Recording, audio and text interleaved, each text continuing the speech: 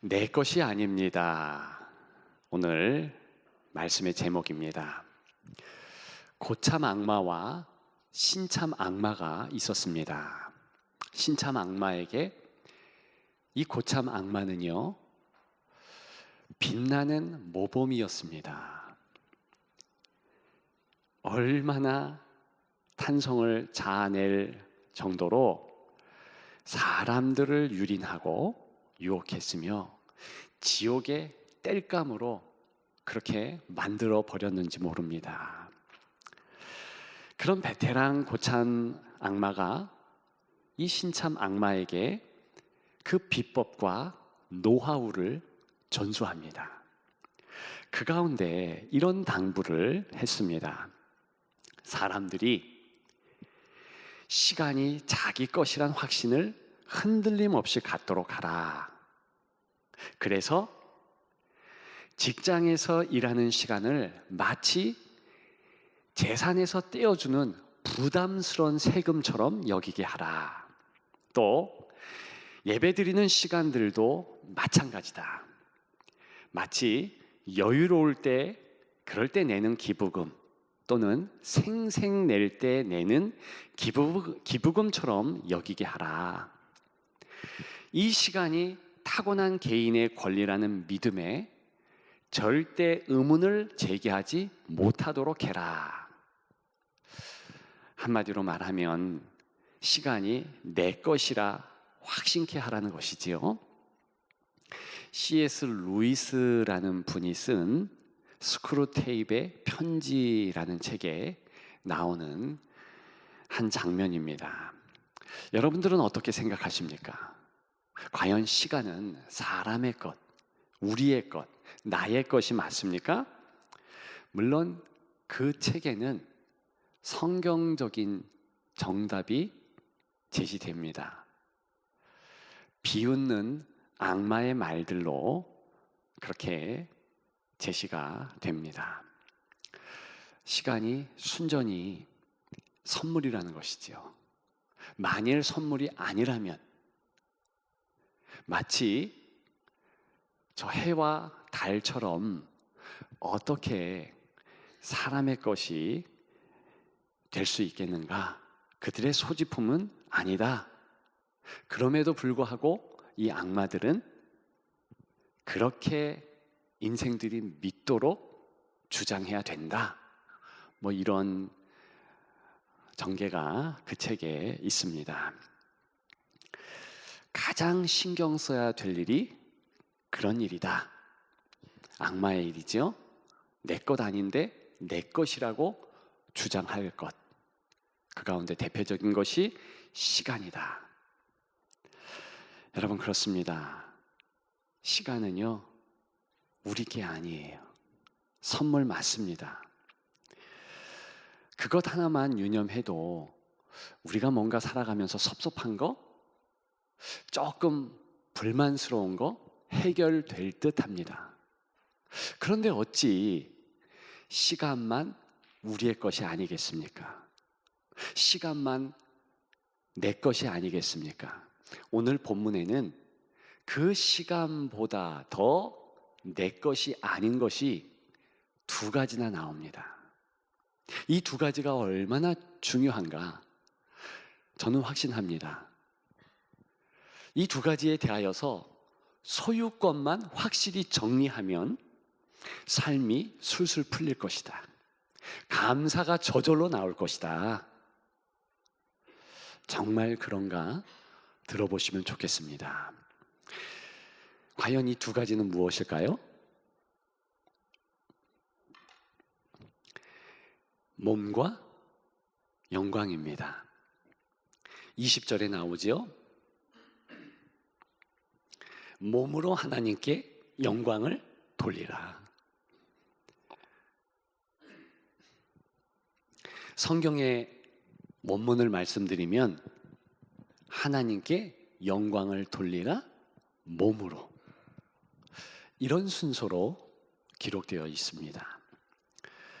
그래서 영광 먼저 생각해 보겠습니다. 영광은 내 것이 아닙니다. 영광을 어떻게 정의할 수 있을까요? 한마디로 말하면 아름다움입니다. 아름다움이 영광이라 했습니다. 그런데 압도하는 아름다움이어야 돼요. 놀래킬 정도의 아름다움이어야 합니다. 자연물을 볼 때, 자연을 볼 때 장엄한 그 광경에 압도될 때가 있습니다. 말씀드렸듯이 얼마 전에 선교 일로 인도네시아 다녀왔거든요. 비행기에서 본 차창밖이 참 아름다웠습니다. 압도되었어요. 그냥 구름이 바다로 있는 것이 아니라 그 바다의 구름 위에 석양이 비추는 거예요. 얼마나 경이로운 모습인지 제가 오늘 말씀을 기억하면서 다른 제 인생에 있어서 많은 그런 황홀한 장면들을 떠올려 보았습니다. 그리고 정리했었어요. 설악산의 12,000봉, 미국의 요세미티, 계곡, 아프리카 평원, 아마존의 끝없는 밀림, 그런 대단한 광경들을 보면서 느꼈던 경이로운 그런 마음이, 감정, 느낌이 몰려왔습니다. 영광이라는 단어는 바로 그럴 때 쓰는 건 맞습니다. 그런데 그것뿐만이 아니지요. 또 다른 범주가 있습니다. 어떤 업적, 성공, 그런 것에 대하여서 감탄할 때, 이야, 대단하다. 그럴 때 영광이라는 단어를 사용합니다. 얼마 전에 아르헨티나가 월드컵에서 1등을 했습니다. 우승을 한 것이죠. 그랬더니 수많은 아르헨티나 사람들이 환영객이 되어서 광장 거리 할 것 없이 다 나와서 그 축구 선수들의 이름을 불러가면서 환영하더라고요. 우리도 익숙하죠? 2002년 월드컵 4강에 올랐을 때 우리 또한 그런 모습으로 선수들의 이름들을 불렀습니다. 바로 그렇게 어떤 압도하는 업적, 놀라운 일들, 그런 것에 대하여서 참 영광스럽다, 그렇게 말할 수 있다는 것입니다. 그러나 이 영광은 철저히 하나님의 것입니다. 하나님의 성품에서 흘러나오는 아름다움, 그것이 모든 영광의 원조라는 것입니다. 하나님에게서 발산하는 아름다움은 경이로움 그 자체입니다. 너무나 거대하고 웅장하여 심장을 멈추게 할 정도가 됩니다. 그래서 그 영광에 압도된 이사야처럼 말하지 않을 수 없습니다. 화로다. 내가 망하게 되었도다. 즉 죽게 되었도다 라고 고백하지 않을 수 없습니다. 때에 따라서는 모세처럼 뒷걸음치지 않을 수 없습니다.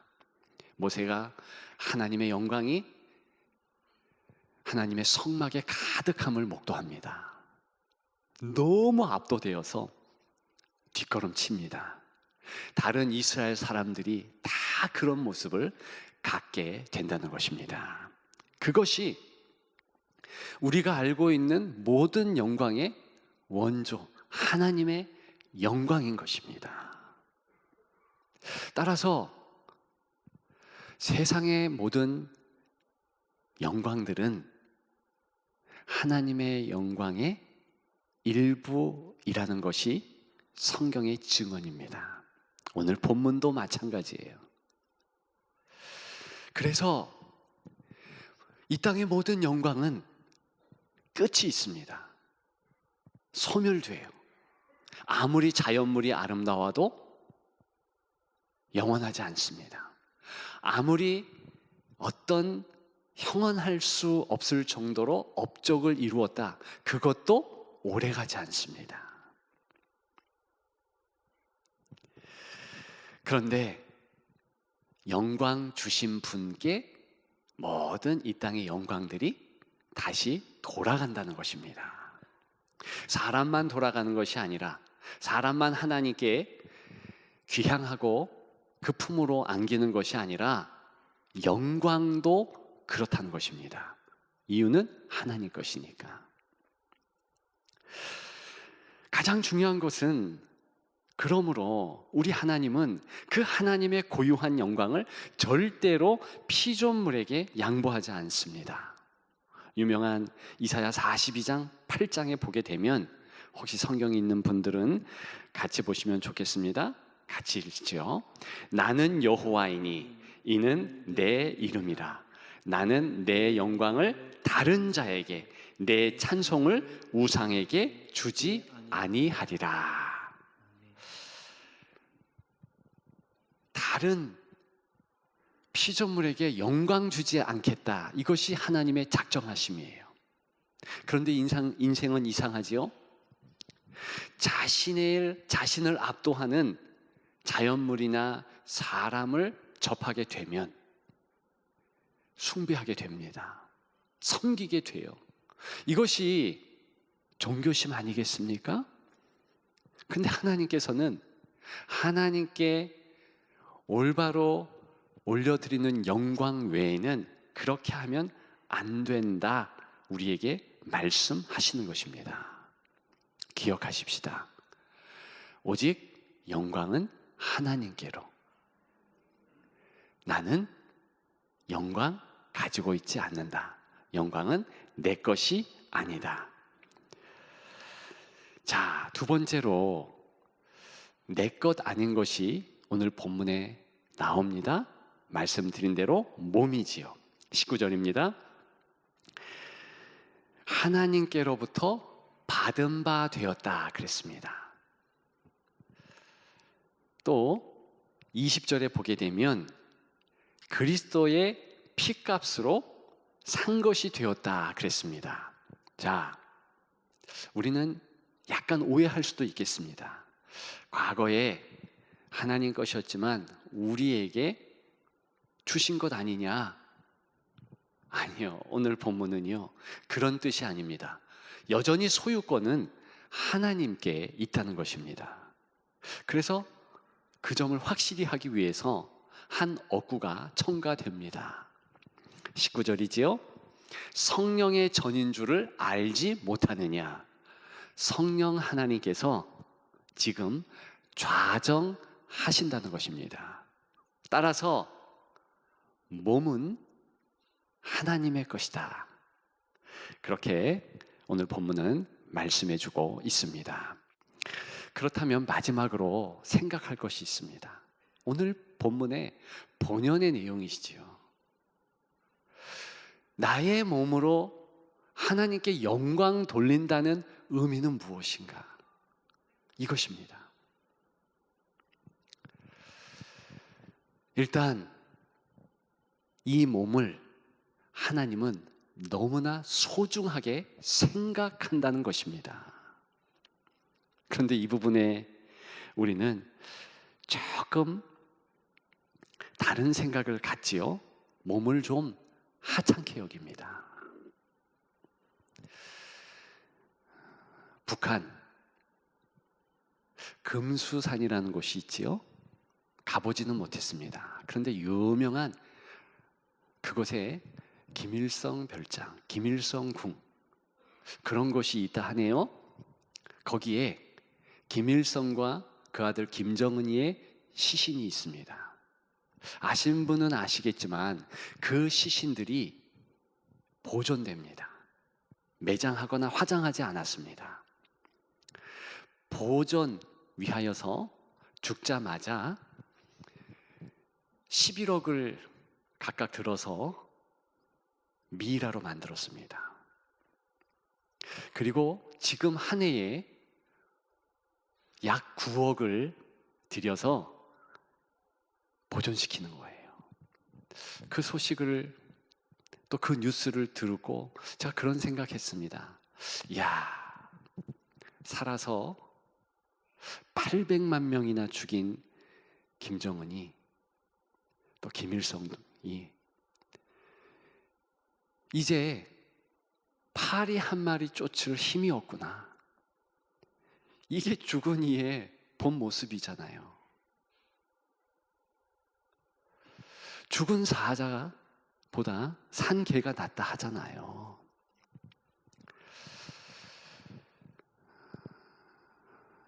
이러한 김일성의 모습에서요, 저는 한 가지 오늘 본문에 귀중한 사실 하나를 여러분들과 나누고 싶습니다. 우리가 그저 이렇게 살아가는 것이 아니라 생명 유지비가 든다. 금방 부패할 시신을 유지하기 위해서 1년에 9억 든다면, 과연 하나님은 우리 몸을 유지케 하기 위해서, 이 생명이 존속하게 하기 위하여서 얼마나 많은 돈을 쓰실까? 여러분, 우리 몸에 유지비가 엄청 든다는 사실을 아십니까? 일단 우리 몸은요 40조의 세포로 이루어져 있습니다. 우리 인생이 70억이라며요. 사람 수가 70억이라며요. 그것보다 5, 6배가 많은 40조입니다. 과학자들은요 우리 몸이 소우주라고 합니다. 얼마나 대단한가? 전에 말씀드렸죠? 우리 피 한 방울에 적혈구 500만 개, 백혈구 7천 개가 들어있다는 것. 그리고 이 혈액이 운반되는 혈관의 길이가요 자그마치 10만 킬로라는 것이지요. 우리 지구 한 바퀴 도는 게 약 한 4만여 킬로 된다 합니다. 그러니까 2바퀴를 도는 거예요. 더 중요한 것은 우리 몸에 이 심장에서 출발된 피가요 저 발바닥에 도달하는 데에 30초밖에 걸리지 않는다는 거예요. 그 30초 안에 모든 몸의 영양소를 다 세포에게 전달하며, 또 세포가 발생시킨 모든 노폐물들, 그것들을 싹 가져가 버린다는 거예요. 감은 안 오죠? 이런 식으로 생각하면 됩니다. 이 지구에 30초 내에 운반할 수 있는 차량들을 보내가지고 지구 끝에 보내게 하는 거예요. 가능하겠습니까? 불가해요.